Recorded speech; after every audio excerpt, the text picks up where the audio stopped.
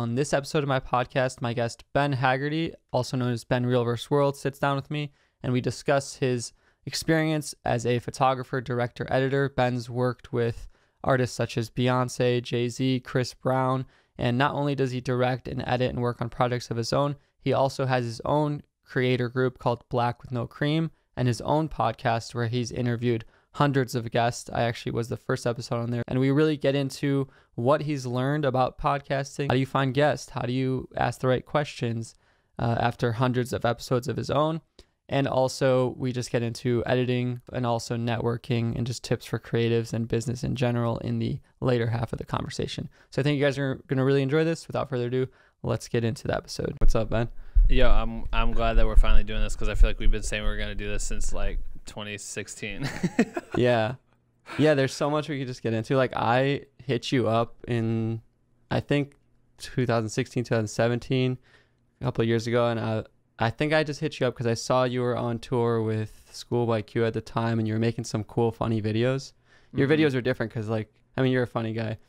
And I said, I pitched an idea for you, like, hey, we should do a video like on our favorite gear or something for YouTube. And I don't think that ever panned out, but it was cool because then we just like started working together on different projects. Well, my favorite thing is when you reached out to me.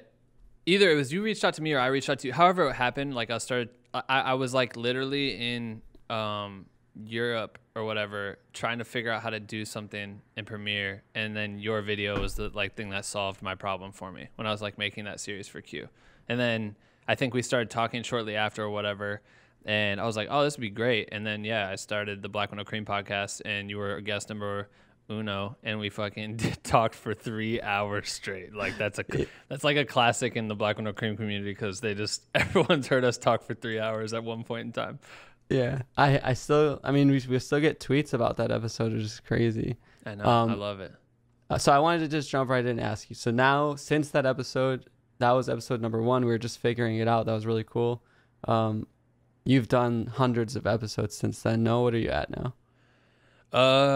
We on Monday will drop episode 220 with a rapper named Guapdad 4000. So I've heard of him. Yeah, he's pretty tight. So I'm excited to drop that one. But it's been cool because it's been definitely like a journey, as you know. Running podcasts isn't easy, and it's like a slow grind. But 220 episodes since I think I started it in 2016.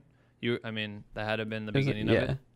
But I took time off, like when I toured with Beyonce and Jay, and even doing Coachella with Beyonce before that. Like it was so much work that I just tuned out on life. So I stopped the podcast, for a while.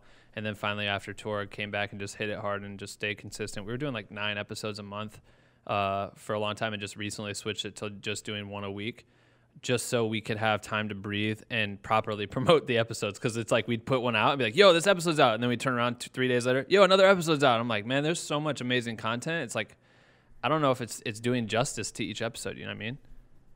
Yeah, I wanted to ask you about that kind of stuff because, first of all, like that's really congratulations on hitting 200 plus. Thanks. Because I'm at, I think, 30 with doing solo episodes and random stuff. I mean, I think I'm only in like 20 interviews, and I think it seems so easy watching it. Maybe for some, like, you see 2 people having a combo, it seems easy, but like actually scheduling guests, especially with all these busy people, is a nightmare. Hectic. Yeah, like it's very logistically difficult. Like, so tell me more about like how your strategy has evolved since then. Like at this point, you're an experienced podcaster, I'd say.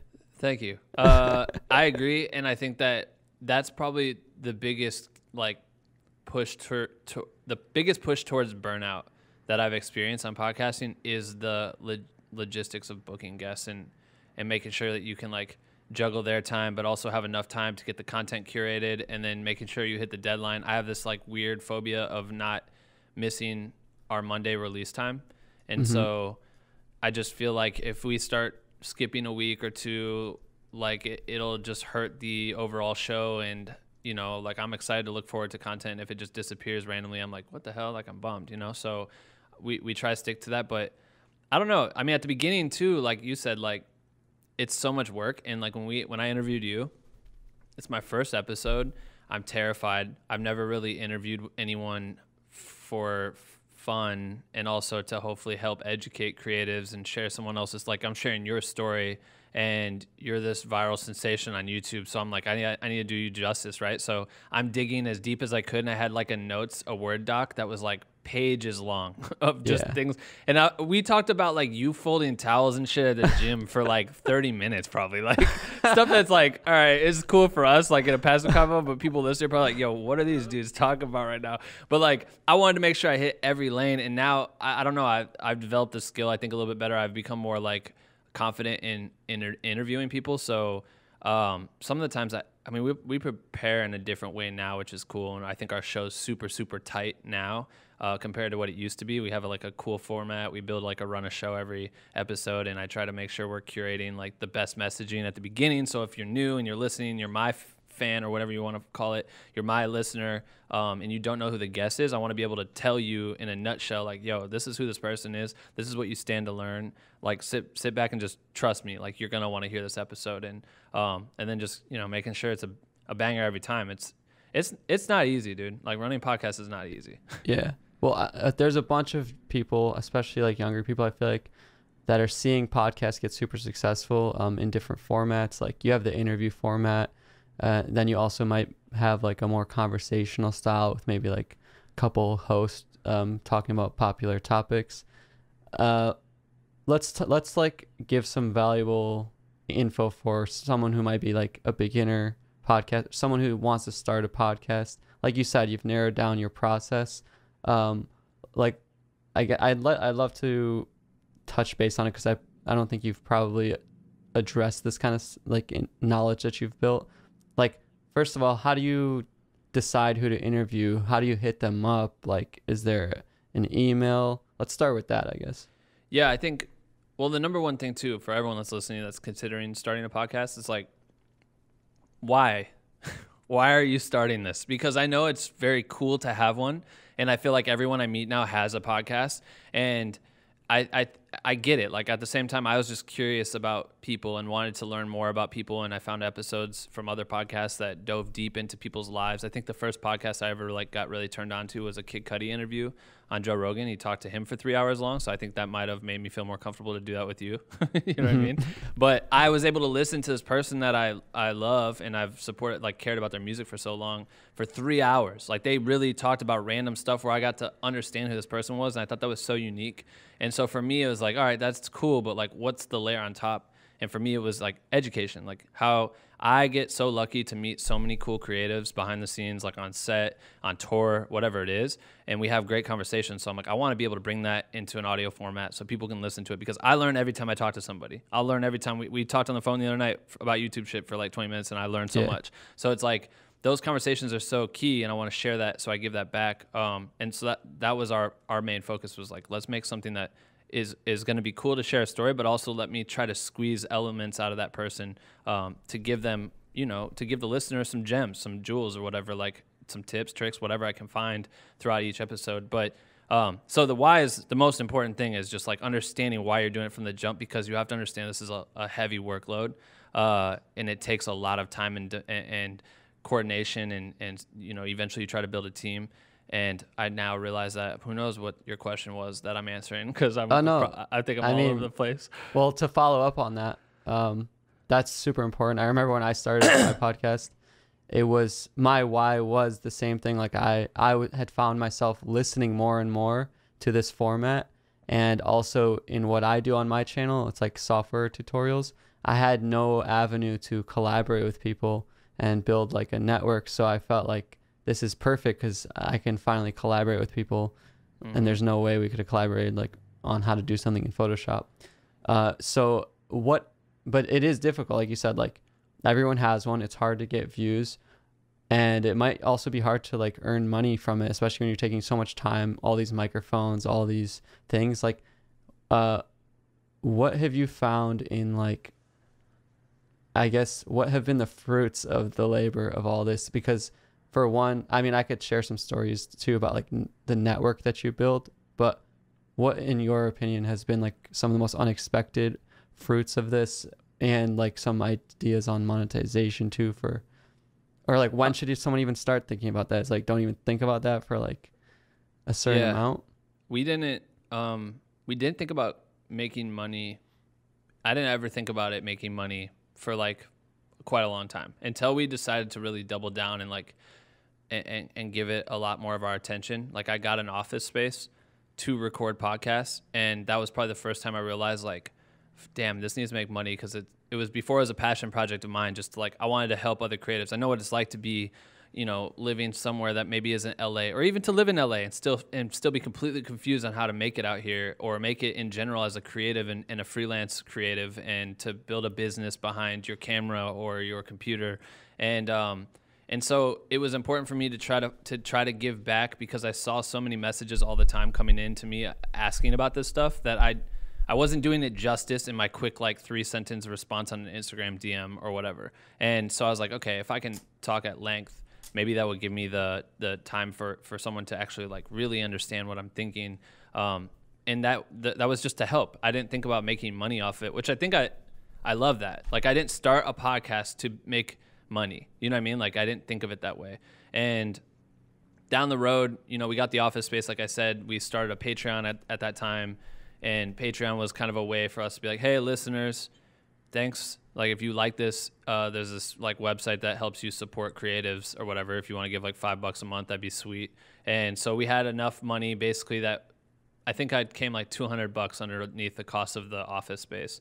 So I was still paying out for it, but it did make me realize like, all right, cool. Now maybe we need to like work in ads and find new ways to create partnerships. We started building like creative contests because we had the community attached to it. So we could work with brands and use our podcast as an outlet to announce a contest, get our community involved. They get to create and possibly win something, and we could get paid on the back end, which was really cool. And those are like some of the first like few ways that we monetize. But I mean, overall, it's not like it makes crazy money. Like it's not like it doesn't pay the bills yet. Like we've literally, the money we made off this podcast and all the sponsorships has gone into paying our office, which by the way, before when we took over the office, we paid, I think our rent was like maybe $1,100 or $1,200 with utilities, because we rented it from like a suite of people. Mm-hmm. But then those people moved out at the beginning of COVID because they were very terrified, and we had like a decision to either move out and we had nowhere to go, or take over the entire lease. So we ended up taking over the whole thing now, which just costs so much money. But like the money goes into that, and we now have a podcast editor. We have a graphic designer that helps us with social content, and we have a producer, and now a thumbnail editor. Shout out to all the team. They're amazing. And I haven't taken a dime from this shit. Like everyone, these people that have been like passively fans of the podcast and shit ended up getting paid before I got paid on this thing that I've curated. You know what I mean? So I could help it grow. And that's super important to me, because I'm lucky enough that I can work and I create content for a living and make money off that shit. So I'm still able to do this as like a passive thing, but it is now in the position where we're building the business of it. You know what I mean? Like truly trying to figure out what is the business behind it. Because me and Dave, shout out to Dave. Everyone knows Dave on the Black and No Cream podcast. We have the Morning Roast together, and he's my partner and all this shit. Like we got to make money at a certain point, because we spend a lot of time in here trying to make the best podcast, the best community, the best activations, the best community experience. So we're building that out now. But yeah, like getting started, you have to pick up, you know, your microphones. You need to get some sort of audio recorder. You have to get your camera. If you're doing a video element, you need to edit that shit. You need to cut it down into socials. You need to pay for podcast hosting. There's like all these little elements that it's not super expensive. Like the barrier to entry, like you could get in very cheap. You could get in with just your phone and Anchor or whatever that shit's called. You know what I mean? Like or SoundCloud. And so you could get in very cheap, but it just depends. Like I always wanted to have like a official setup, and I couldn't have that for a long time, and I did it out of my apartment, like you were at my house, and then I did it out of like a WeWork office, out of a random boardroom, and then it went to my kitchen at my new apartment, and I would piss off my girlfriend all the time because I'd be up late talking to people and laughing and shit. And now we have an office. So like I finally got what I wanted from the jump. It just took a long time, and if I would have waited you know, for me to be financially stable to be able to have this type of shit, like there wouldn't be any growth. Like I think people need to pull the trigger immediately. You know what I mean? Yeah, 100% agree. Like I just made a video the other day about like you gotta go faster because it takes twice as long as you think. Mm-hmm. Like I started my channel in 2011, didn't like really figure it out until like 2017, 16, you know? So Yo, like in 15 days, happy anniversary. of what? That's your 10 year. Oh yeah, almost 10 years. I mean, I've been on YouTube since like 2008 though. Whatever, but you're saying like you really start giving energy. But this All right, channel, cool. You've had I your will 10 do year. a 10 year. I will Take do your a 10 fucking year flowers. Thank you, I appreciate it. But yeah. But so the one thing I wanted to ask you though is like, that's cool. Like I've done the same thing with my channel. Like in the beginning, I wasn't making no money. Like as soon as I made like $500, I'd be like, okay, cool, I can afford a camera. Mm-hmm. Made like couple bucks, cool, I can afford a laptop now. And like, you know, the first times you just keep putting it back in until you're like at the scale that you want, and it can be different for everyone. Like I'm still a one-man person, but you know, I probably would be better to like have a team and but it's different for everyone. But what about the network? Like I've only interviewed a couple dozen people myself, but what's been really cool for me, and I can tell a story like even between me and you, but like I've found that like so many cool opportunities that are not monetary result from building a network and, you know, collaborating. Like collaborating for me has actually costed me more than I could sit down and make a tutorial in 30 minutes and that costs me nothing. I'm already all set up and it'll make me more money. Or I literally will travel to New York and interview like 2-3 cool people. It'll cost me a lot, way more than it's ever gonna make. But it's cool because then I know those people, and then maybe like you were in Detroit on tour with Jay-Z and Beyonce. You're like, hey, come down, help us shoot some stuff. You got me tickets to the concert. Oh yeah, like, I forgot about that. I could. Who did we see? Who did we see? Who was in the VIP? Because I got, you know, when Justin Drake. Odisho pulls up, we got to give him that VIP package. You know what I mean? So Justin comes in, he's getting the full experience. I got him right up front, JB right there. He's getting to see everything. And then serious. Who were you in the pit with? Who were you in VIP with? And then you come down and you're like, oh yeah, Drake's here. And I'm like, oh, that is Drake. Like Drake just walked by me. Yeah, that was tight. I'm like, yo, Drake, let me edit your video. No. Yeah, please. But like, you know, that was a priceless moment, you know, despite the fact that our little YouTube collaboration never did anything. Like that was cool. But we talked, and that's what's cool about podcasting. We never did the collab on my channel. No, I know, but like we did the podcast and we were able to like build a relationship there. And I agree with you. Like I think that there's so many cool relationships that have come out of having this podcast and having Black Window Cream as an overall creative education space.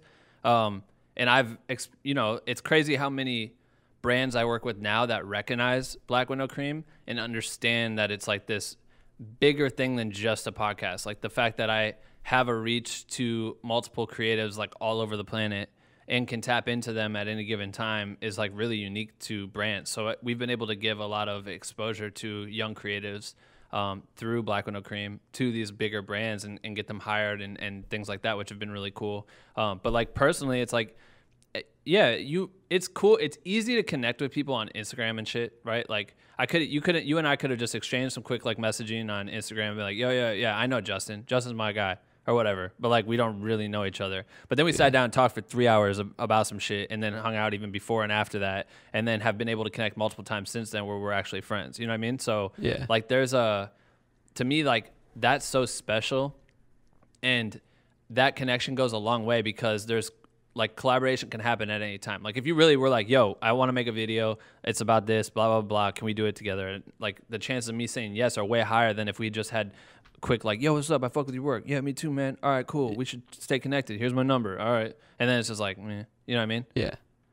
Yeah, collaboration. No, collaboration is so important. And like even myself, like everyone I've done a podcast with, like, you know, my friend Nick, his Instagram's Hustle Very Fan. He directed like a bunch of music videos for Detroit artists. Like, right. I just like hit him. He's like, yo, I started playing chess. He hits me up to play chess. It's funny. I'm like, yeah, let's run it real quick. This other guy, Chow Down Detroit, he does like food blogging.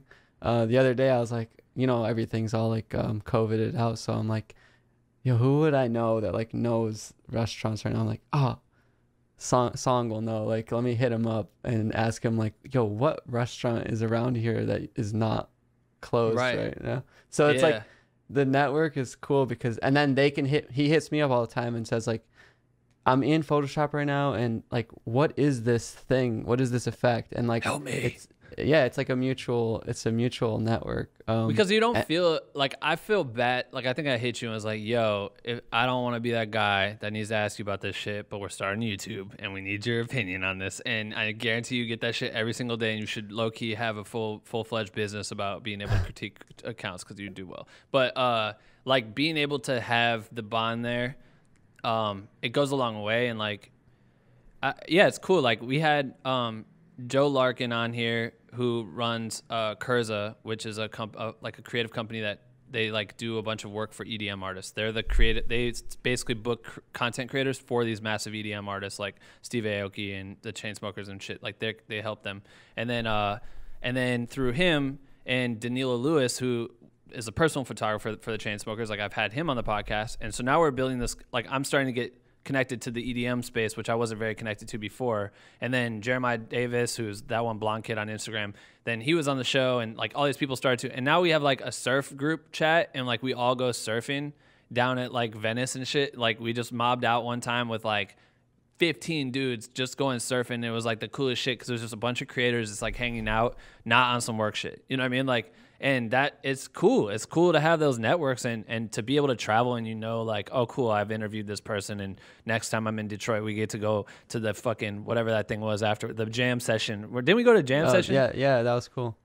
We went to a jam session the night before the show, I think. We went around and shot some stuff for the content for the tour or whatever. We were just filming the city, so Justin showed me some spots. We saw that Cause piece that's in Detroit, downtown or something. Like, yeah. You know what I mean? It's cool. Like, that's such a cool thing. Yeah, and so like, I don't want it to just be like us, like, being like, yeah, we're cool, like we know a lot of cool people when we surf and we do cool stuff.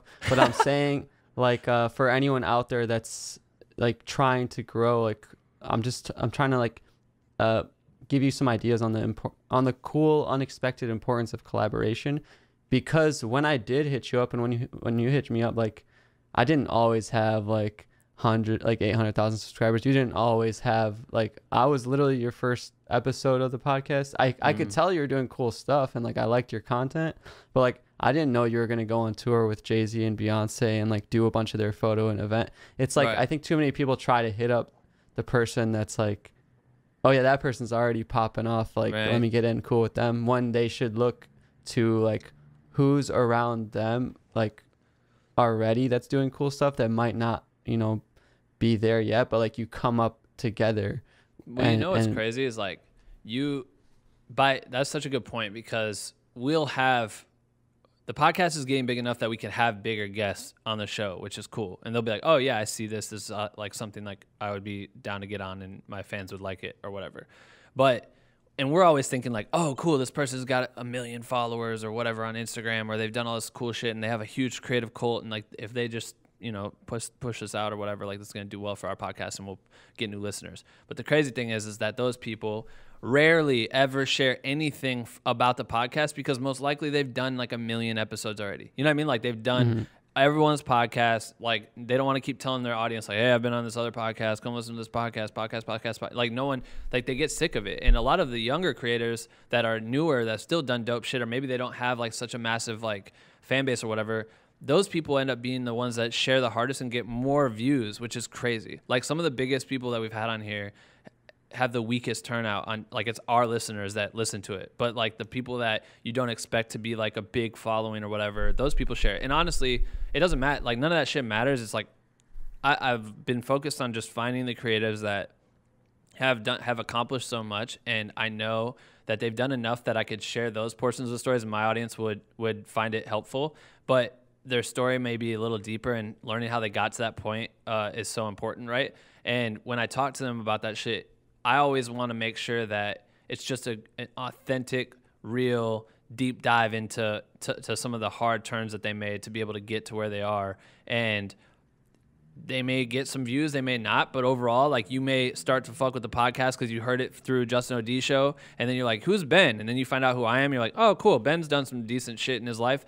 I kind of trust him as a source. So anyone he might talk to from here on out, they might be a credible source. And then all of a sudden you tune in the third podcast, and I have Andrew Sandler on, who's directed like massive documentaries and music videos for artists, or Chris Brown's photographer or whoever. And you're like, oh, cool. Like, he's tapped in. And so these people may not be famous. And some of them, like, we had Thor. Thor is like this ill Steadicam operator. And in LA, this dude is on every music video. He's a hard ass dude. He's like the illest. Like, he's such a dope dude. It's not like he's got a massive following or whatever, but he is so passionate about Steadicam operating. And his story was so cool, hearing about how he got through there, and tons of people ate that shit up. And I was like, oh, it's probably going to just like feed to our audience, but people were finding it all over the place and tapping in, and his audience isn't massive, but those people care about Thor. And so they're all tuning in, and it was really cool to see that. And I think now, you know, the beauty of it is that you kind of use that person. It's the same thing as like we always talk about with jobs. Like on our podcast, we're always talking about the theory of business and being a freelancer and shit. And like the one thing is like, you may take not a shitty job, but like a job that maybe you're unaware of like what its outcome would be for you. And it may just be like you do the job and that person benefits fully and you don't benefit at all because you work for free.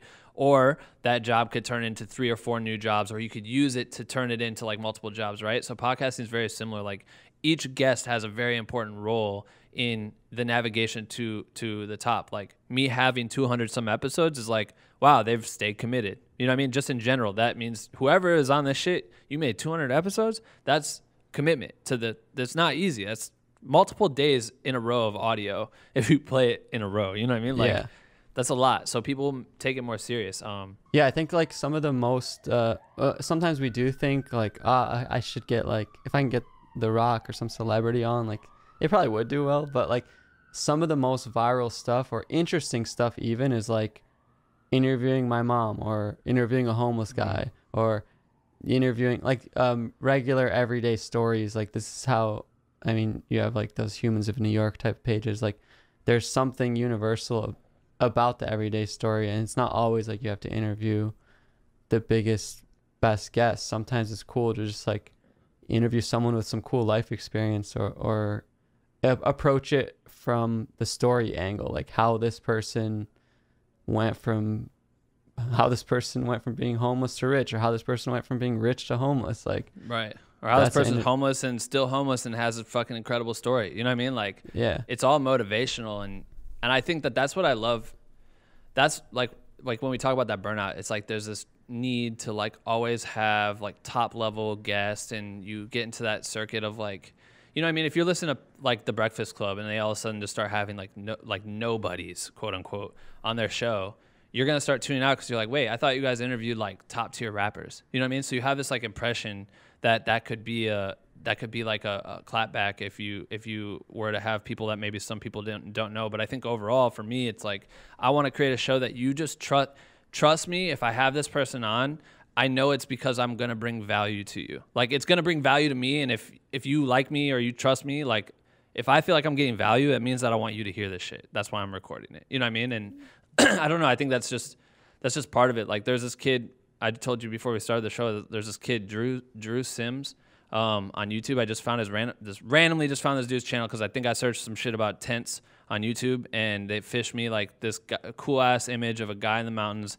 with a Jeep Wrangler or whatever, and he's got a tent on the top, and I'm like, damn, this shit looks fire. And it's called like Solo Winter Camping in the Woods, and I clicked it, and it was a 30-minute video, and it was super cool how he was telling the story of just him doing like a 3-day adventure up in the woods, and he kind of walks you through the day in a vlog format, but there wasn't like music in the background. It was very like raw and organic. I thought it was so unique. And I watched a couple more videos, and I'm just like, he's taking me out of my element and letting me like live in his space for a little bit. And I thought it was so cool. And I like sent him an Instagram audio message when I was walking to the office, like, yo, you don't know me. I found your channel. I think this is cool. And he's also a photographer. Like his channel basically says like, I'm a photographer, and that's like what I do. I'm a freelance photographer. And I live out of my Jeep, and I've been doing it for 3 years. And I'm like, how do you make money? Like who are your clients? I don't even know who his clients are, but I'm curious of his approach because it's so different. I think this story's gonna be so cool. My audience most likely doesn't know who this dude is, but I think that the story is gonna be so unique that's why I was like, yo, get on the podcast. Like I would love to have you on, and we're recording it like in a week and a half or some shit. So it's cool. Like that's inspiring. Like you just packed up into your car and traveled to the woods, and somehow you still make a living. You know what I mean? How? I think it's about, like what you said, if you're curious about it and you're being authentic to what you're curious about, then hopefully you've built an audience of like-minded people that are probably curious about the same things you are. And so you can act as this kind of curator for them and yourself. So, and I think that also talks about speaking to monetization. It's like, you're not just starting a podcast and interviewing whoever and anyone that will give you an interview. Like, you're kind of niched down into like photographer, freelancer, creatives, like directors, editors. And that's because that's what you do. And you're also doing stuff that you're curious about. You're not just like, I get emails sometimes for people to be like, I have a guest for your next podcast. They're Tom Jones. They're a really successful businessman, and they've been on. And I'm like, well, I'm sure they're awesome, but like, I'm not personally curious. Like, I didn't find them like that. Like, if you're just randomly taking guests, but like, I want to kind of change lanes. I feel like there's definitely a lot of useful info for someone thinking about starting a podcast or just the business of podcasting. But let's talk about your own editing work, because one thing I think too is like that helps me and even you is like, I didn't just start a podcast. I also was like already had a thing going. I was like already established doing like software education, and so it was a natural progression, which I think helps to have something as the foundation of. But you just edited like this video for Chris Brown, City Girls. How do you even, and you've edited documentaries for Chris Brown and stuff, like, how do you even get your name on a job like that? And you're a talented editor in your own right. Like, thanks. But give me some of that. Yeah. Like when I first moved out here, I was trying to find my path, right? And I had I mentioned him earlier, Andrew Sandler. He's been on the Black and No Cream podcast multiple times. Go look him up. Great guy. He took me under his wing, and he was directing Chris's documentary at the time, and he just let me come into the edit bay to like check out maybe the first 3 minutes of the documentary. He was kind of cutting the intro, and he was like, "Yo, you should come check this out." Can I stop you? Like, how did you even? You said you came out here. Oh yeah, magically met this guy named Andrew. No. Networking is it. Everyone's always said it. You've heard it. You're probably tired of hearing it, but it's fucking true. Networking is the key to life. Like, so Andrew, one of my best friends, she moved out here from Iowa. I'm from Iowa, everyone that's listening. And she moved out to LA, and she met Andrew and started dating him. And she was like, "Yo, I'm dating this guy. He makes music videos." I was like, "Oh yeah, does he?" And because at the time, like, it's hard. It's either you were like an indie ass, like shoot just someone rapping by a wall or whatever, or you were like this top tier music video director, producer. And so I looked him up, and his work was fucking crazy. I was like, holy shit, he's worked with Nicki Minaj, he's worked with Lady Gaga, Chris Brown, all these superstars. And I was like, that's crazy. What the fuck? And then like I just started paying attention to his work. And then she would always FaceTime me when she was with him, and she knew that we would be friends because we're nerds and shit. So she'd be like, "Yo, Andrew's Ben," and she set up the introduction, and we started talking. And like I would just like send him stuff I was working on in Iowa, and he'd always be, "Oh, that's cool," and give me some feedback or whatever. And it was just like a cool little friendship. And then one day he flew me. He wanted to surprise Whitney for her birthday and flew me out to LA as the present because I'm like her best friend, right? So flies me out to see her. And I stayed out there for a couple of days, and I got to hang out with him and her, and we got to do a bunch of dope shit. And it was just, it's the same thing with like what we said with podcasting, like you build a relationship that way. And then Andrew, on the like second to last day I was there, he brought me to set for a Rehab music video. He's an EDM artist, and it was like this really cool music video that Andrew was directing. He's like, "Yo, come through." Like we came in, I was with him all day, assisting him or whatever. Like I just hung out. Like I was just behind the monitor. I'm sitting in the director's chair. I feel like a legend. They got a crew. They built the whole set. There's these bunch of naked girls and shit on set, and I'm just like, this is really LA shit. And it was so cool. And then he got booked to produce a Chris Brown music video 2 days later, but I had to leave. My flight was coming back the day before, and I was like, oh.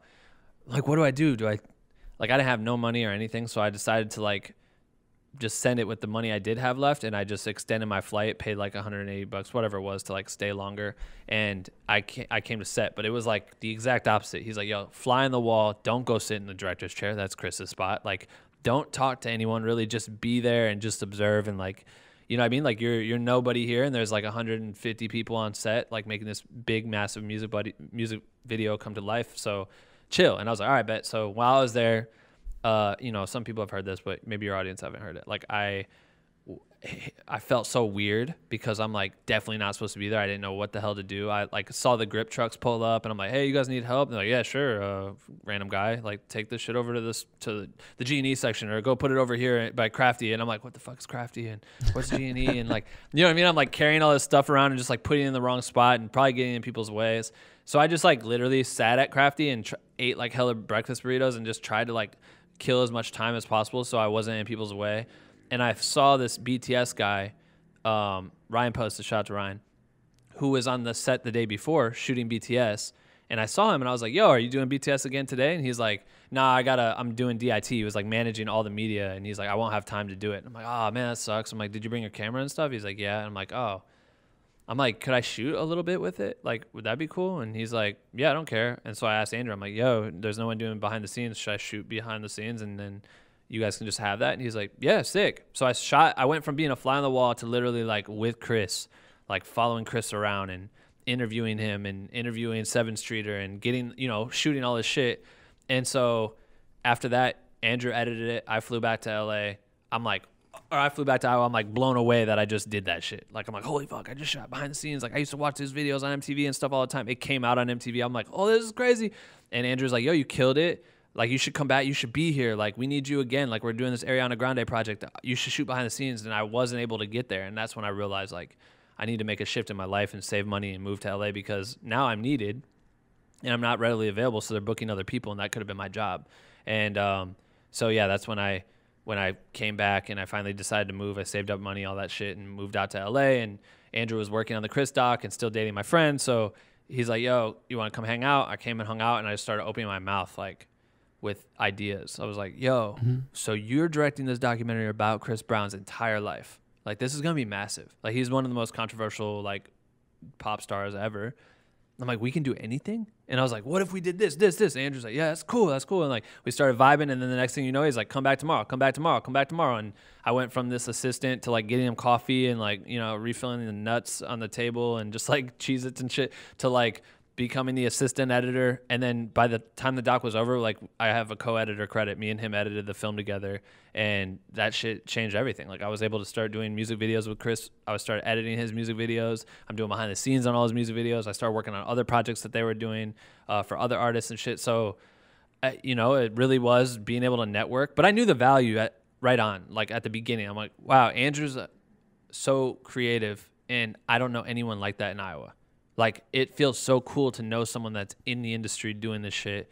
How can I add value to his life? You know what I mean? Like, how can I elevate whatever he's doing? So as soon as I was there, even on the birthday trip, I'm like, trying to figure out how do I help you? Like, let me do whatever you need done, and I'll take care of it. Like, and that, that goes a long way. People see the value in someone that's going to work hard and go the long mile for someone. And, yeah, that's in a nutshell kind of how that shit kicked off. Yeah. I actually didn't know that. That was a really interesting story. Yeah. We did a group chat on my podcast, like with Andrew and Shannon and you. So that was cool if anyone wants to check out some of that. And you interviewed Andrew, I think. So for anyone who's listening who's like a music video editor, so you did just do editing work on this latest Chris Brown video, City Girls. And like, what's that like compared to someone who might be editing a video just for themselves or just where they have a lot of creative freedom? Is this something where, like, what is the type of freedom you have? What is the type of process that goes into a big name video, such as editing a big name video like that? Like, what's your role as the editor? Yeah, so City Girls is from Chris and Young Thug's album that they put out together. It was like a joint record. And I just checked. I want to see how many views it had because it came out. I think it's got like 6.2 million or something right now. 6 million, yeah, something like that in a week. And cool. But I got brought on. So at that time when I was doing the documentary, he put out an album called Royalty, and he put out like 8 music videos that were like all strung together. It was like this story, from the album. And so I was assisting on like the first 2 music videos, and then it went into like co-editing with Andrew and Chris, because Chris likes to edit his videos too. Like, he sits in on the edit. And I got a lot of experience at that time working with him. And then I shot some shit for Chris, one-off stuff for him after that, and that was great. And fast forwarding to now, I had all these other projects I've done, whatever. And Jake, who is Chris's personal photographer, now you want to talk about relationships and from podcasting, Jake, I built friends with him on the set. I remember him being on set with Chris and being like, man, that's Chris's personal guy. And at first thinking it was like some sort of competition, like we're both shooting behind the scenes, like, wait, are they not going to use my stuff? Damn. And then I'm like, oh wait, no, that's like his day one, like has ridden with, he goes everywhere with him. We started building a relationship. I shot behind the scenes of him shooting behind the scenes, which was cool. And you know, behind the scenes, people never get any love. You know what I mean? So yeah. I'm giving him cool photos of him working hard of like with Chris and shit. And he was like so appreciative, and we stayed friends. And then when I started the podcast, I had him on, and we just, you know, he's my boy. And he has now grown into like, he shot Chris's album artwork from going from like a merch guy to photographer to like shot his album covers. And then Chris just like trusted him to direct this music video. It was a massive music video, and Jake called me, and I haven't done music videos in a long time. Pay is never really that good or whatever, but he hit me up. He had a solid bag, and he's also like, yo, I need you to do this. Is my first time directing. Like, I want your, you know, we got to do this together. So I was like, hell yeah.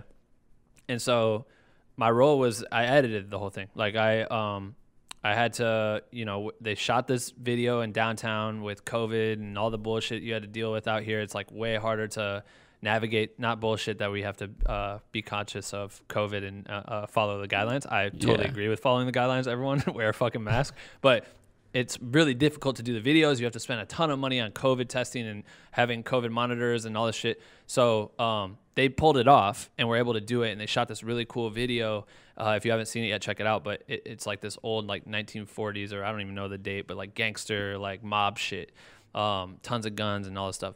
And they shot the video, and then Jake, you know, gave me the footage, and I had to turn around and cut it. But the problem was that Jake was leaving to go back to Australia, and Chris was going to visit his daughter in like Europe somewhere or some shit. So like I was trying to get the footage, and the idea was that I was going to have a rough cut done and then go to Chris's house to cut it. But the media came back. They shot it on Ari, and they shot it in 8K RAW, and it was like there was no ProRes. So like I literally couldn't even play it.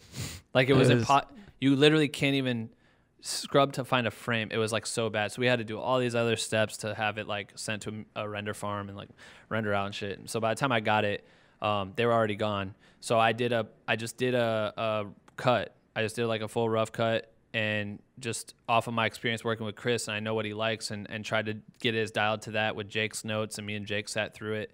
And then we presented to Chris, and Chris was like, yo, this is shit. This is great. Because normally he doesn't, you just set up the project and then edit with him. But to, you know, for time's what's that like?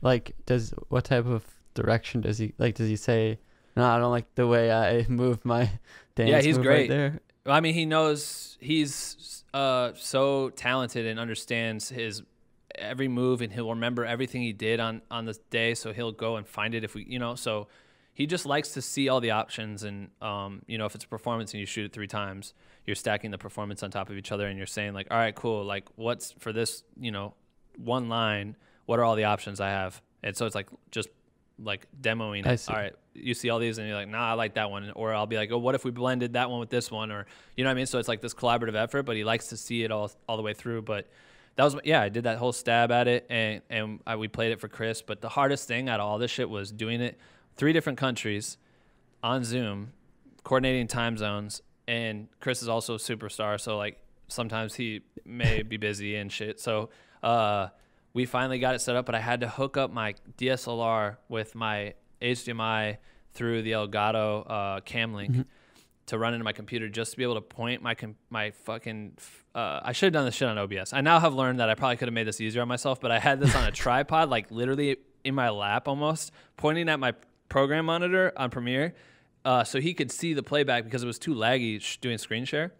Yeah. And so that was the only way I could solve it, like real quick last minute. And then I had to like play the music. I put like the speaker up closer to my microphone. Dude, it was a disaster. But like that definitely made it very challenging to like demo shots where their internet's lagging, and I don't know. There's all kinds of roadblocks we ran into. But we finally got it done, and then sent it off to VFX, and Dark Matter VFX did it. They're unreal VFX, like hella bullets. They rebuilt the whole city at the beginning. Like that whole intro shot, if you watch it, is like all these old cars driving down the street. No cars were there. Like it's crazy if you see the rebuild, which I know they just dropped the BTS like 2 days ago, so you could probably see some of it there. But anyway, Yeah. I don't know if I answered your question. Well, I'm sorry. No, you do. By the way, you always answer. One thing Okay. I've learned from my first few episodes is like I used to interrupt, and just talk about what was in my head. Now I love it because in the past couple episodes, I've let people go on so long that they do that, and they're like, "Did I answer?" And I'm like, "All right," so I'm really listening like till they finish. Yeah. I know. Well, I never know. You know what I mean? Like you ask me something, and I'm like, oh, I need to hit a point before I get to that point to make it make sense, and then I'm just like, I have ADD or whatever, I guess, and just go off the rails. But everyone listening, you can let us know in the comments what's going on here. Coffee. Well, no, I It is think the to coffee. clarify what you're saying, what I'm getting is like, I didn't get into too much like, how you got started with cameras, how you got started with editing, but how anyone does. Like you're a pretty capable editor, you create, you like doing stuff. But if anyone is listening can see, it's like that sometimes is the easy part. Like sometimes the hard part is like logistics and technical and like how do I run this HDMI cable through here, and the screen share is not working or the thing is not working, and like let me Google this real quick, or let me see like how that type of problem solving I think is very necessary and key, especially even now, like during COVID, like here we are doing the podcast on Zoom. I hit you up too, I'm like, how do I like record the audio on Zoom separately? How do I like how are you doing even stuff like that? Like, and I figured it out, but like that, I think that's one reason that's even allowed me to be successful is my ability to Adapt and like creatively problem solve technical issues. Facts. Beyond, and like even you're just doing consistency, like where nobody will even get to 100 episodes before they give up. Like the fact that you even did that is crazy itself. Like if I see someone get to 100 plus, I respect that a lot, Yeah, it's a lot. And I just to like going off that podcasting thing, it's like I get hit up all the time for people that want me to get on their podcast, and it's always like they just started it or they're about to start it and they want to just start with me, and I'm like, yo, I appreciate you caring about sharing my story or whatever, but at the same time, like, hit me when you've done 10. Like, I want to see you actually just do 10 alone. Like, that's a lot of work for someone who's just like, I just want to do it. I just want to be blah, blah, blah. I'm like, it's not like I want to see you actually commit yourself and put the work in. And because I had to do that shit. It's like, I had to do 10 years to get respect in the industry, right? Like, I've been in this shit for so long and learned, even in Iowa before I moved out here, I was practicing developing my skill set. So when I came out here, I had to work my ass off to get respect. And then to even get paid, you know what I mean? That's another step. So it's like you have to do all these steps before you can just have it handed to you. And I'm not saying that I'm the fucking golden child that everyone should have on their podcast, but I'm saying like people hit me up because for a reason. So and I like don't have a lot of time. I spend a lot of time helping the community as much as I can. I respond to every message. We even open up. I pay money every month to have a text community. I don't know if you guys know what that shit is, but it's like you basically pay for a phone number, and then it's allowing me to like give my phone number out to quote unquote the fans or the audience, and then I have hundreds of people on there that are messaging me back. I'm sending out like weekly messages to motivate them, like going out my way to do it. I respond to every single person. I respond to every Instagram DM. I take calls when I probably shouldn't. I take meetings with people when I probably shouldn't. Like that's the one thing Dave's always like, yo, you gotta chill, bro, because if you keep doing all that shit, we can't get the main goal done. You know what I mean? Like we have so much we have to get done. Like you can't help everyone, and it's just innate in me. But I think it is something about just like putting in the work and getting started. And I think with the music video stuff, like I used to rap and shit. So like when I was making my own music videos, I was editing my own music videos. So I had a ton of experience on low level shit that helped me when I got into that room. When Andrew said, literally there was a day where he's like, yo, I have to pee.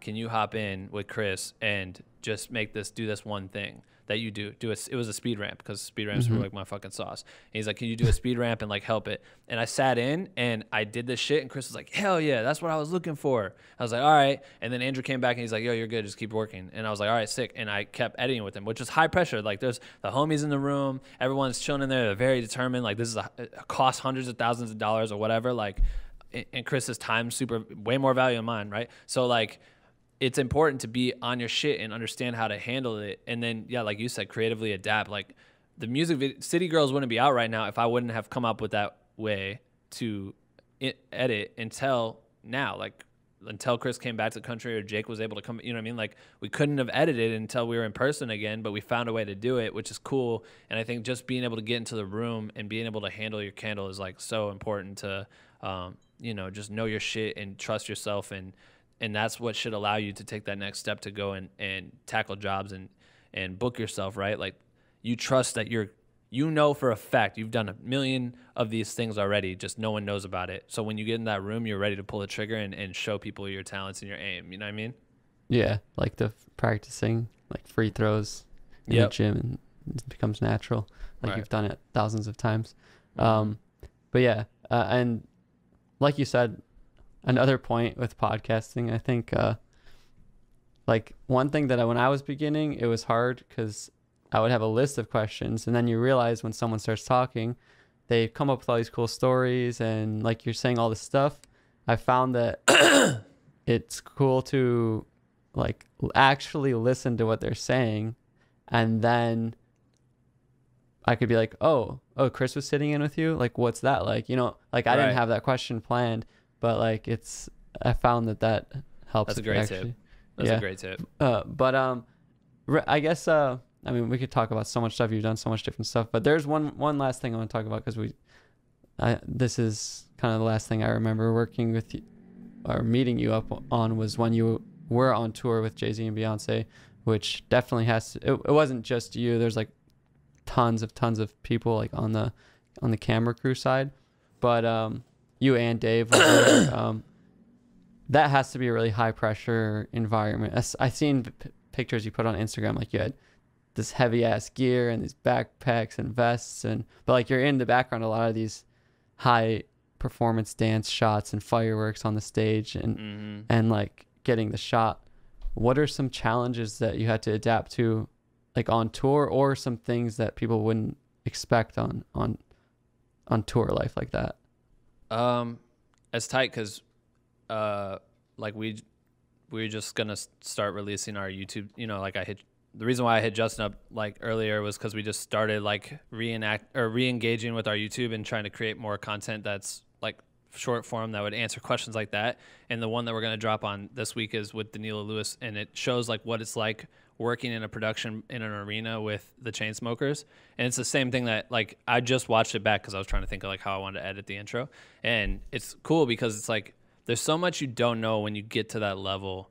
I mean, Jay-Z and B are like the biggest artists in the world, and they're performing and selling out stadiums, like literal like Olympic stadiums and shit. It's crazy. So when you're in a room with 100,000 people, you really have to strategize and understand how you need to move and understand the show to know where you want to be to get your specific shots and the moments and be so precise, but also coordinate with production. Like one thing that Danilo talks about in the episode is like he works with the pyro team to understand when he can go on stage. And I learned that you can get killed by that shit. And it almost happened one time where I was like sitting there leading up and I didn't know that they were doing pyro during a practice round. And cause I was like somewhere else and they had to like run over like, yo. And because like I was just chilling where a huge 40-foot flame was going to go off and they had to cancel it. But then that taught me like, okay, cool. I need to now work with the pyro guys. Who are the pyro guys? We had 300 people on tour. Where are those dudes at or chicks, and where are they blasting off this pyro from? And so there's so much coordinating you have to do to be able to say like, yo, for the next shot, when she walks out over here, I'm going to go up on stage during this moment. Could I go out now and you know I'm there and I'm not going to go anywhere near the fire? And all right, cool. And it's all thumbs up so that everyone's working in unison to be able to like help the final product. You know what I mean? Like they still have their job to do, but they want to help you get your content. And like, that's so helpful. And then just being able to stay out of people's way and just really understand how to like be a ninja as much as possible and still be able to maintain the quality and everything. It's really, I don't know. There's so many. I mean, yeah, it's you were on tour for how many months? Like 5 months. So you're kind of like living on the road, like off the tour buses and eating ham sandwiches. No. That was Schoolboy Q's tour. That was like we toured because I did basically the same route for Q's tour, and it was all out of tour buses. So you you know, we had our tour bus, and your whole life is there, and we never really slept in hotels. You'd sleep in the bus overnight when you're driving and stuff. B&J's tour is way better because we had like, we literally get, you know, it takes so long for them to build that stage that the shows are like 3 days apart from each other. So you play the show and you work really hard one night, and then you hop in the bus, and the bus drives you to the next destination, and you get off and go into a hotel room that's like fucking amazing. And they take great care of us. And so you go into like this awesome bed and then cash out, and then you wake up and finish whatever work you're doing, and then you have like the whole day to like do whatever you want in the city. And then there's another day, you know what I mean? Like there's plenty of time. So and you get per diems and stuff, so you can take care of yourself. You know what I mean? Like we actually had gyms that we could work out in these places, so we could like take care of ourselves or go enjoy the city or all these other things, where the tour before was like, you eat whatever they have at the venue, which is like pizza or fucking random garbage food. And on the bus, I gained like 30 some pounds on Q's tour. It was bad. Like it was just Uncrustables and Lunchables and fucking Red Bulls and savage shit like that. Hot Pockets. And then B&J's tour was like amazing. Like our crafty was like a whole auditorium, like a whole room full of like amazing chefs making us like the best food. So it was like light years different. But that's what happens when you're not, you know, like Q's tour. It's a small crew, so like, and the shows aren't like massive. They're 5, 6, 10,000 people maybe. So you have a budget that you work with there. You know what I mean? Whereas B&J is stadium, so your budget's a little bit bigger, and you have like more people, so it actually makes more sense to like have chefs and shit. You know what I mean? Yeah, it's really cool. And you know, I could just ask you for hours more, but like I definitely think people should go check out your YouTube channel, that you're planning to put out more content about all of your different stories and experiences and event recaps and whatnot.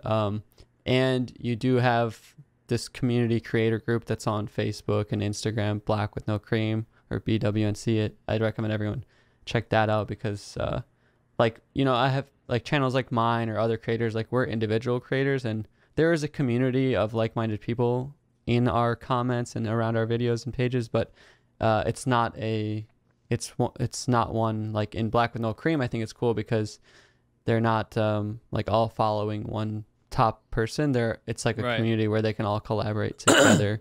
Yeah. So I love that. Yeah, I guess tell me about, like, wrapping up here, like, send people over to Black with No Cream. Like, where should they go? What are you working on? Like, because I would like to sit here and ask you like hours more of every single detail about tour, but where can they find that if that sounds interesting and they want to keep in touch with you? Yeah, I mean, if you want to keep talking, I could literally probably do another 20 minutes if you wanted to. I could talk all day, and it's fun. I think we'll end up rambling for another 15, wrapping up here. I know. So with Black with No Cream, what's cool is I started on Facebook because it was free, right?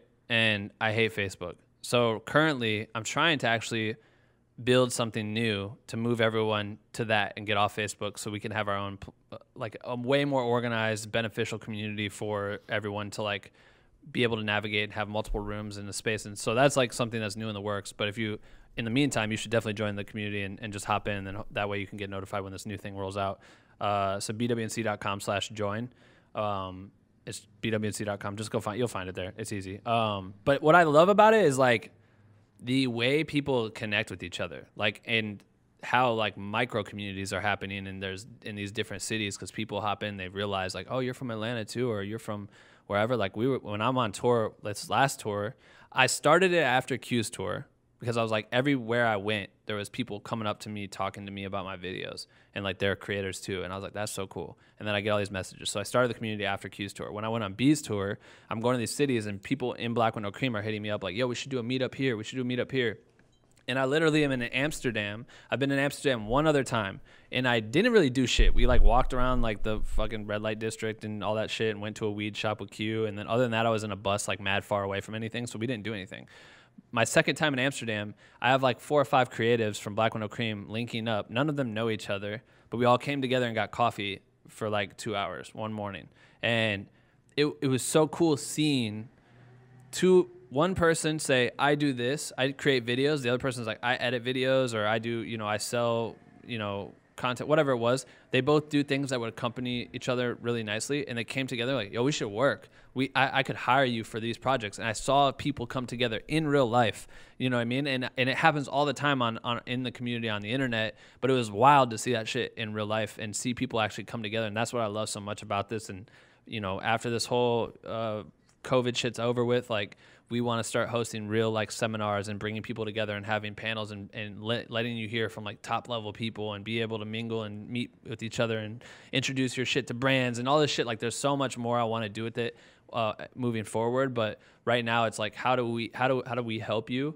I hate creatives or whatever you call yourself who just are like, I have fucking 10K followers now on Instagram. I'm going to make a course and sell you on how I edit my videos, and you low-key trash. Or you low-key haven't done shit. Or you haven't even been in the game for more than like 8 months, but you know you started creating because you could sell courses and you got hooked on the whole idea of like ClickFunnels and shit. And so you're just making these bogus-ass courses about your skill set that you haven't spent time developing, and you're teaching something probably that's wrong to people that are really eager to learn and spending all their money on this shit. And so I want to be a force in that space. And the beauty of it is that I want to create Black Window Cream. You know, it's an education platform. I want to be able to build our course content, like when we do develop courses. The fact that it's not just me. The fact that I'm not sitting here telling you I'm a fucking lighting wizard or I know everything about every camera or I'm a fucking Photoshop king. You know what I mean? Like, that's not what the thing is going to be. The beauty of it is that Black Window Cream, like you said, is a sea of creatives that are mad talented. So I can dive into the people that I've had in the podcast. We could literally build out a full-fledged course. Like, maybe you don't have time for it. You probably would have the most time out of everyone I've talked to that would be able to actually like understand how to curate a course. But like, for most of my friends, like, they're so busy doing what they do on set every day and so on and so forth, they don't have time to build this shit. So we can be the infrastructure to design this and let someone else lead who is fully capable of leading and truly would be an amazing teacher. You know what I mean? So that's what I love about Black Window Cream, is that it's not me. It's not me just saying like, I'm the shit. Listen to what I say. Buy the things I sell. Blah, blah, blah. Like, that's not it. It's like it's just my network. Like, let's all tap into my network and curate it. That's what I fucking love about it. So if you want to be a part of some shit like that, you should join, because we're out here. But I am excited about the YouTube stuff, man. Yeah, I know. Where is it? We have it. There you go. I need horns, man. I need horns. But yeah. I've seen the group grow. It's really cool to. I mean, I've been a part, like a judge on some of the contests you've done, and you bring in brands and stuff. So it's cool that. How cool is that you're in it? Like, dude, I've literally seen people, you comment some shit, and then somebody be like, what? Odisho's in here? Oh, shit. You know what I mean? Like, there's friends of mine that are fucking ill, and they're in there, and they're seeing people, like, you just got started, you're very new, or you have no eyeballs on you at all, and you're creating something that people that have power of, like, potentially booking you or changing your life are in that shit. I met Dave through Black Window Cream. Like, Dave is my partner in Black Window Cream. I brought Dave on tour with me with Beyonce and Jay-Z. Dude was living in Texas, just trying to figure it out, shooting local shows and trying to work in the EDM space, and reached out to me and became my podcast editor, my intern. I didn't even have money to pay nobody. It was just like, yo, you want an intern? That internship turned into him becoming my assistant during Coachella, and then going to be my assistant on tour, where I was like, yo, you also can, like, shoot.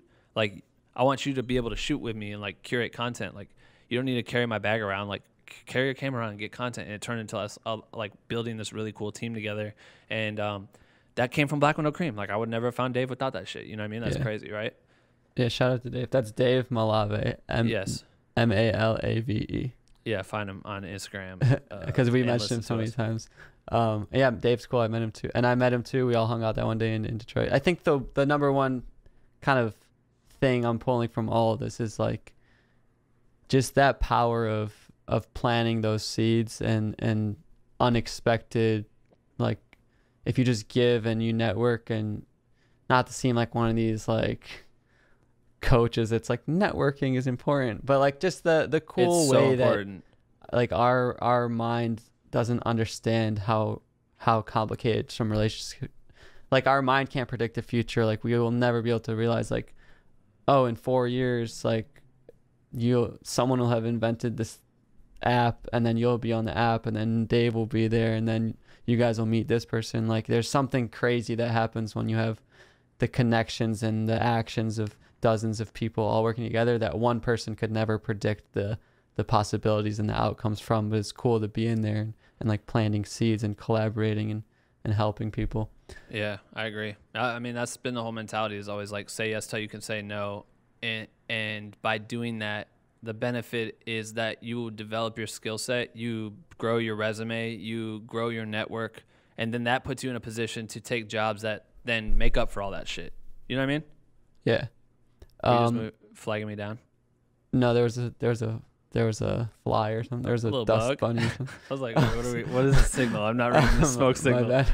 But yeah, so you've created, like you said, days and days worth of content to listen to. Everyone, I would recommend go check out some interesting interviews on Ben's channel and Black with No Cream podcast and everything.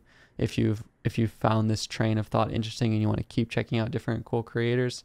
And I guess as a final thing, like, what are you thinking about right now? What's kind of an idea in your head? What's some final advice or tips that you'd give to other people, or something you're learning new, or advice you'd give to yourself, to wrap up this episode? Yeah, I mean, right now I want to keep sharpening my skills. I want to be more creative. I'm like luckily been busy as hell during all this quarantine shit. And it was cool, like getting to do this pre-game show for the NFL and EA, during the middle of this shit, and being able to have the whole Black with No Cream team like help me deliver this content. And I've just been directing more, and now I'm like going to focus on, I'm in the middle. Hopefully by the end of today, I'll know if they're greenlighting my budget or not, for a documentary I want to do about a collective of artists that are very influential in hip hop.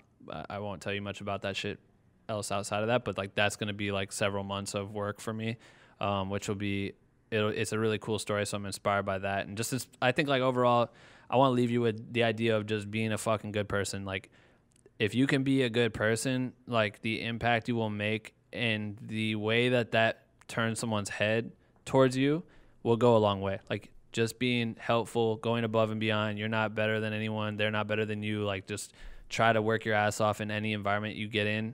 And if you're a solo person working, like if you're not even trying to grow within like this industry in LA or whatever, like if you're just a local whatever you do, if you're just like a editor, or if you're just a local wedding company that you do wedding videos or whatever, just being able to connect dots and be a graceful person in that space, like everyone's going to recommend you because of that. Everyone's going to always say like, yo, that person was like super nice, or went above and beyond, or, dealt with a couple issues that I had personally and took care of me in such a great way. Like that's what you want, because that's like, we are coaching you to network. Like that's literally the best part about it is, building your Rolodex of people that fuck with you. So give, and never hope that you're giving anything in return, because you might not, but you also might.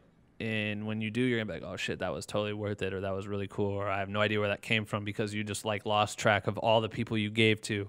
You know what I mean? You have no idea where that one email came from that paid you fucking 6 months worth of your rent or whatever. You know what I mean? Like, I don't know.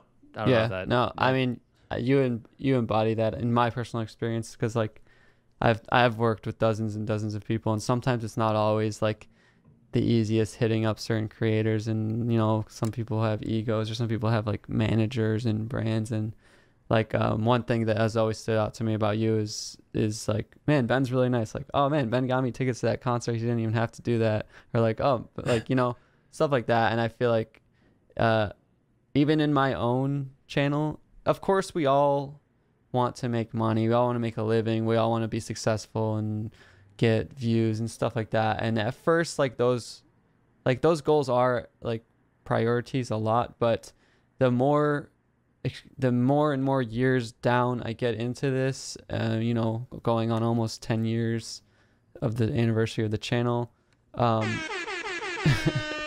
let's go. Like the more I realize that if you can just make that, once you have, you do need enough to like live and be happy and pay your bills and whatnot, but like you ultimately will still be more successful if you switch your goal into like, how can I make this the most profitable and monetizable into how can I help the most people, or like when I wake up today on this earth, like am I able to help someone like learn something, or am I able to help someone, you know, in their job or become a better editor or whatever. It sounds really cheesy and there's probably no way I can like express it properly, but it really is like that mindset shift to where like it helps you like do it. Because sometimes I'll put a podcast up, it doesn't get tens of thousands of views, but I'm like, if you change your perspective so it's not just numbers and you're just like, dang, I really did make 20 people's days better, that's really cool, or like whatever, stuff like that. And ultimately, ironically, like that ends up making you the most money and doing the most success anyway, or like making you the happiest anyway.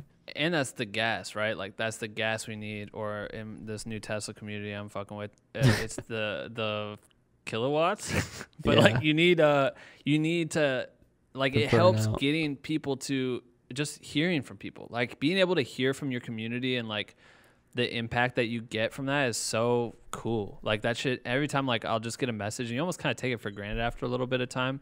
You're like, oh cool, like this person said, you know, like this changed the game or this did whatever. Like I just get like, I don't know, I've been trying to, I don't know if you do this, but I started like a new notes on my phone where I try to collect screen grabs of like things that people say. And, I do. I just recently did post some nice comments. Like I'm just trying to like look and see if there's an example. Like this one dude hit me. Let's see. Saul Lopez said, "I won a VMA tonight. Honestly, thought of you and Black Window Cream immediately. If y'all for real, some legends for everything you do for the creative community has helped me tremendously. Thanks, Ben. Keep it going." Like, I don't know if he's saying that we weighed into him winning a VMA, but like that's so cool to me. Like the fact that this person did some shit that's like groundbreaking for them and they want to share that accomplishment. It's not just like telling me, I want a VMA. It's like, yo, literally like the podcast played a role in this shit. I'm like, damn, you know what I mean? Like podcasting is a real impact in the world. Yeah, it's really cool. So like, yeah, it's like the numbers might not be dumb nuts or whatever, and like it might take months to grow and shit. Like you said, like I always put the hashtag at the end of my episodes so that we see if someone listened to it, and we'll randomly just get a quick little hashtag on Twitter or some shit from people that are like, just heard this. I don't even remember what was your hashtag. Ours was lamb chops. Lamb chops, and then we get it, and I'm like, damn, someone just listened to an episode we recorded 3 years ago. You know what I mean? Like, holy shit. So it's really cool to know that shit will just continue to like help. You know what I mean? Yeah, and anyone who's a creator online, like you will get that one negative comment that will like, it's so easy to ignore. We get dozens of positive comments like, yep, sweet, awesome, legend. You're like, that's whatever. But then you get like that one person that's like, yeah, you're an asshole and I don't like your video, and you fixate on that all day. Yeah. So I have been taking screenshots of like cool comments or funny comments and like putting a spotlight on them or sharing a nice email I got because you know, the last guy I interviewed, his name's Jack Butcher. He runs the Visualize Value page. It's really cool. You should check it out. Yeah. But he has this cool concept too called like selling your sawdust, or like it's like documenting the reactions to your work. So if you're a photographer, also showing like the positive comments, or us as YouTubers. Like I'm a teacher of software. I got like a really nice email. This guy was like, you paint a beautiful picture like a flower, and like you're the best teacher I've ever seen. Like a poem. Yeah, and I was like, that is a very well written email. He said I'm the best teacher on the internet. Like if I screenshot that and put it up on Instagram, like that's the best, like it's like reviews, you know? It's like that's more than anything I could show you. Showing the reactions to your work is like the best proof that you can do what you're doing. But dude, I love it. And you know what we should all, I thought you were going to say this would have been really funny. Like, you know, what I started doing is just screenshotting all the negative comments, and I just spend time reading them over and over Reacting and over. To me. You should make like a toilet book or something for yourself where it's just all the negative all the negative comments that you've gotten, just like something you can just flip where you're taking a shit or whatever. As you hit your 1 million subs, you get that fucking whatever diamond colored thing plaque you get from YouTube. Just glue that shit to it. Those can be funny too, but I take the constructive criticism. Nobody's perfect. I did too. There was one time we did I feel really fucking bad about it too. We did a podcast and it was we went to a festival and I saw this one artist performing, and their fucking whole camera crew was coming out like bright colors and looking like and this happens with a lot of different artists. It wasn't just this one specific artist, but they come out and they have like all these people and they're filming on their phone. They're also taking photos at the same time. It was like a clusterfuck on stage to watch. And we made a whole thing, like the episode was called Wear Show Blacks. Like when you get to a specific level, your goal is not to look like a rock star as a creator. Your goal is to like blend into the background so that the focus is on the artists that we're all here to watch. And I know a lot of artists, like even Q, like I'd always be on stage and I could go right behind him and film, and even with B&J I do that same shit, but I try to make it very quick and like get in, get out, so I'm not disrupting the show. And there was one artist that had this person that were wearing like all this red shit. It was like bright red or something, yellow or whatever. It was like hella bright, and like we like mentioned that person fucking followed the podcast or whatever.